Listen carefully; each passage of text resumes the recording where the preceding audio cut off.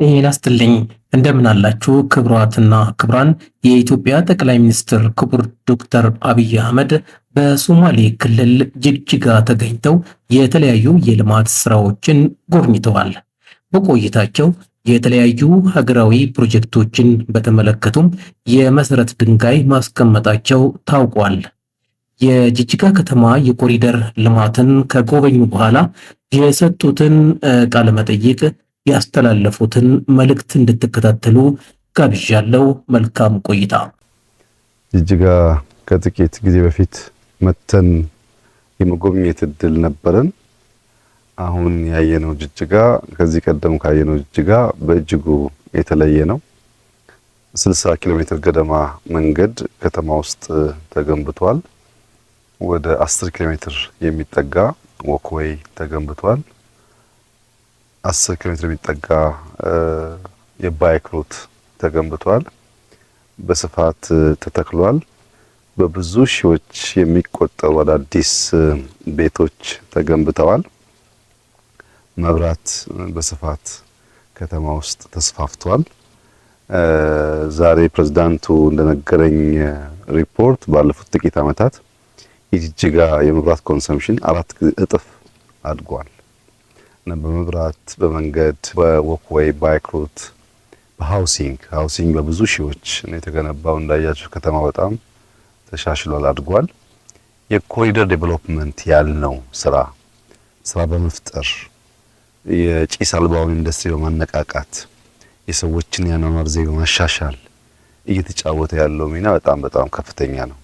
ጅግጅጋ ላይ ያየነው ለውጥ በአዲስ አበባ ከምናውቀው ለውጥ በምስራቁ የሀገራችን ክፍል ምናልባት በጣም ትልቁ ከተማና ትልቁ ስራ ሊሆን ይችላል። ይሄ በጣም ተስፋ ሰጪ ነገር ነው።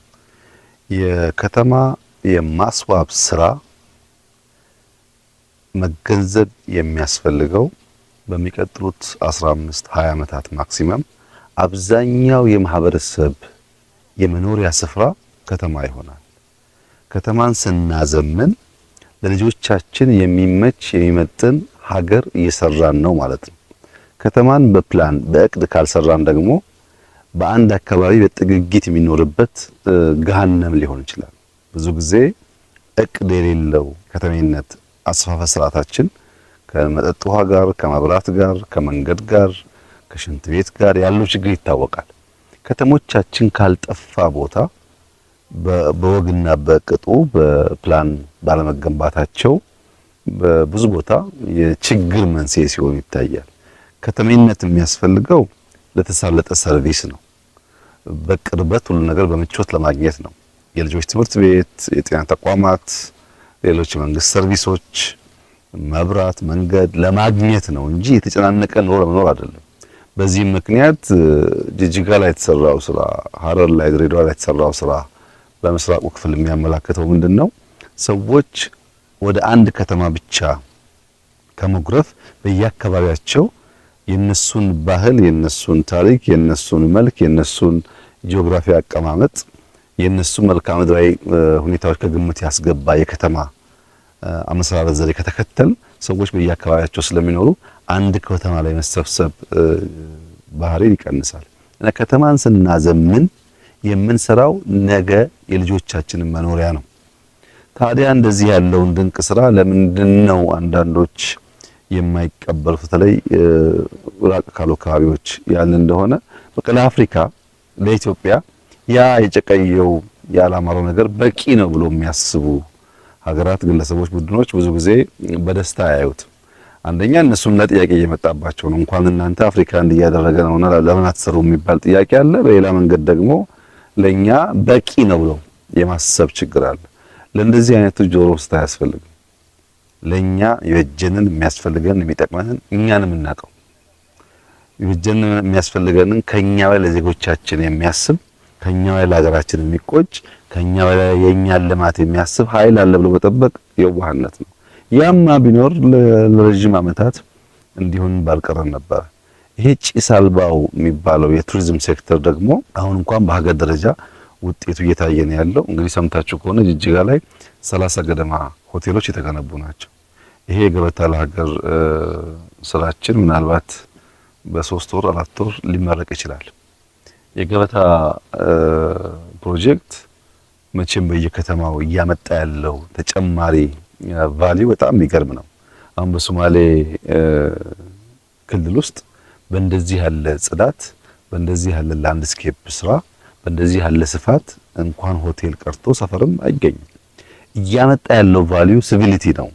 የአኗኗር ዘዬ፣ የአገነባብ ዘዬ አንድ ሰው ምን አይነት የኑሮ ደረጃ ቢኖር ምቹና ተገቢ እንደሆነም ጭምር ትምህርት እያመጣ ነው ያለው። ይሄ ቦታ ሲጠናቀቅ በዚህ ከባቢ ያሉ የጎረቤት ሀገራት ካለምንም ጥርጥር እዚህ መጥተው መገልገላቸው አይቀርም እና ገበታ እዚህም አርባ ምንጭም ጅማም ጎርጎራም በየቦታው የሚታየው ትላልቅ ቫልዩ ነው በከባቢው ላይ ያመጣ ያለው። ይሄን በሶማሌ ተደግሞ በማየት በጣም ደስ ብሎኛል። ሶማሌ ክልል በዚህ ሳይዝ በዚህ ልክ ትላልቅ ስብሰባ ሊካሄድበት የሚችል ብዙ ነገር በውስጡ የያዘ ቦታ ማየት ቀላል ነገር አይደለም። ይሄ ነገር በተቀመጠለት እቅድ መሰረት ተጠናቆ ለምርቃት እንደሚበቃ ምንም ጥርጥር የለውም።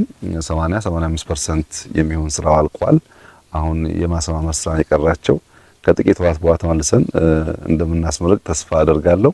በድምሩ በሶማሌ ክልል ዛሬ ያየናቸው የመሶብ ፕሮጀክት ጅማሯቸው፣ የኮሪደር ስራቸው፣ የገበታ ስራ ከዚያም ውጭ ያሉ በርካታ የመንገድ ፕሮጀክቶች፣ የሆስፒታል ስራዎች በድምሩ ሶማሌ አካባቢ የመነቃቃት ምልክት ያሳያል። ዛሬ ባየሁት ሁኔታ ምናልባት ከባህር ዳር፣ ከአዳማ፣ ከሐዋሳ ውጪ ጅጅጋን የሚተካከል ከተማ ብዙ በሀገር ደረጃ ያለ አልመሰለኝም። በተለይ በሃውሲንግ ብዙ ክልሎች መማር ያለባቸው ጅጅጋ ላይ የሚሰሩ ቤቶች ጽድት ያሉ ናቸው እና ከ4-5 ከተሞች መካከል አንዷ ሆነች ማለት ነው። ወይም ከ10 ትላልቆቹ አንዷ ሆነች ማለት ነው። ይሄ ቀላል ነገር አይደለም። የዛሬ 2-3 ዓመት ይሄን ማየት አይቻልም እና በጣም አስደማሚ ስራ ነው የተሰራው። ለዚህ የሶማሌ ክልል ህዝብ፣ አመራሮች፣ በዚህ ስራ የተሳተፉ ሰዎች በሙሉ ምስጋና ይገባቸዋል። የመጨረሻው መልእክቴ በተለይ ለፕሬዝዳንቱ፣ ለካቢኔያቸው አሁን በሰራነውና በተገኘው ውጤት አይደለም እርካታ ሊሰማን የሚገባው፣ ባለፉት ዓመታት ለምንድን ነው ይሄንን ሳንሰራ የቆየ ነው ብለው መጠየቅ አለባቸው። ሰሞኑን ጓደኞቼ ጋር ስናወራ የ4 ኪሎውን ቤተ መንግስትና ዙሪያውን ብቻ ከ2 ዓመት በፊት 3 ዓመት በፊት የነበረውን ሁኔታ አንስተን እንወያይ ነበር። 4 ኪሎ ከአደባባዩ ወደ ሸራተን መውረጃው የፍሬንድሺፕ ፌስ 2 ፍሬንድሺፕ 1 ሳይንስ ሙዚየም የተሰራበት ያው የሚታወቅ ምን አይነት ሰፈር እንደነበረ የቤተ መንግስት ጋራዥ፣ ብዙ ቆርቆሮዎች፣ የጥበቃ ቤቶች የነበሩበት ነው። ከግቢ ገብርኤል ጀምሮ ደግሞ ጓሮውን ሲኬድ በጣም የሚያስፈራ የሚባል ሰፈር ነው። ለኑሮ ፍጹም ያልተመቸ ከፍተኛ የደህንነት መገለጫ የሆነ ሰፈር ነው። አዋሬ በተደጋጋሚ ስናፈርስ ታውቃላችሁ የሚመስለውን ነገር። አዋሬ ደግሞ በጣም የሚያሳዝን ሰፈር ነው። በጥቅሉ 4 ኪሎ የሚባለው ቤተ መንግስት 360 የተከበበው ከፓርላማ ውጪ የአብሮት ላይብረሪን ጨምሮ ከፓርላማ ከተሰራበት ውጪ በጣም የመጨረሻ ደህንነት፣ የመጨረሻ ችግር፣ የመጨረሻ የቆሻሻ ምልክት ሰፈር የነበረው። እንዴት ነው 360 ዲግሪ በቆሻሻና በደህንነት ተከበል እዛ ግቢ ውስጥ ተቀምጠን አገር እየሰራን ነው ብለን የምናስበው የሚል ጥያቄ ያስነሳል። ለረጅም ጊዜ እዛ ቤት ስንቀመጥ በቅርብ ርቀት ያሉ የኛን ጎረቤቶች ህይወት መቀየር ሳንችል እዛ የተቀመጥንበትን ጊዜ በመቁጠር ብቻ ሀገር እየመራን ነው ብለን ማሰብ አስቸጋሪ ነው። አሁን በኢትዮጵያ ደረጃ ምንም ችግር የሚባል ጠፍቷል፣ ሁሉ ተገንብቷል የሚል መመጻደቅ ተገቢ አይደለም። ገና ብዙ ስራ ይጠበቅብናል። ቢያንስ ግን በምንኖርበት ሰፈር ውስጥ ያሉትን ከባቢዎች በሙሉ ከነበሩበት ደረጃ በከፍተኛ ደረጃ አሻሽለናል። ጅጅጋም ሲመጣ ይሄው ነው፣ ጎንደርም ሲኬድ ይሄው ነው፣ ሐረርም ሲኬድ ይሄው ነው፣ አሶሳም በልኩ ይሄው ነው፣ አርባ ምንጭም ይሄው ነው። ነገር ግን በየቦታ ያለን አመራሮች መጠየቅ ያለብን ነገር አሁን የተገኘው ድል ለምን ትናንት መሆን አልቻለም? መቆጨት ነው ያለብን። ይበልጥ ለመትጋት፣ ይበልጥ ለመስራት፣ ይበልጥ ለመልፋት እንጂ የእርካታ ምንጭ መሆን የለበትም። በእርግጥ በማንኛውም ሰው አይንና መለኪያ ዛሬ ያየነው ነገር ኢምፕሬሲቭ ነው። በጣም ደስ ይላል። ለውጡ በተለይ አምና ለመጣ ሰው በጣም ደስ ይላል። ግን ያ ደስታ የእርካታ ምንጭ ሆኖ ነገ ልንሰራ የሚገባንን ስራ የሚከለክል ከሆነ ጥፋት ነው እና እኔ ያለኝ መልእክት ጅማሯችን ጥሩ ነው። በትጋት በልፋት በእኛ ሪሶርስ በእኛ ድካም የዜጎቻችንን ህይወት ያኗኗር ዘዬ ለመቀየር እያደረግን ያለው ጥረት በጣም ተስፋ ሰጪ ነው።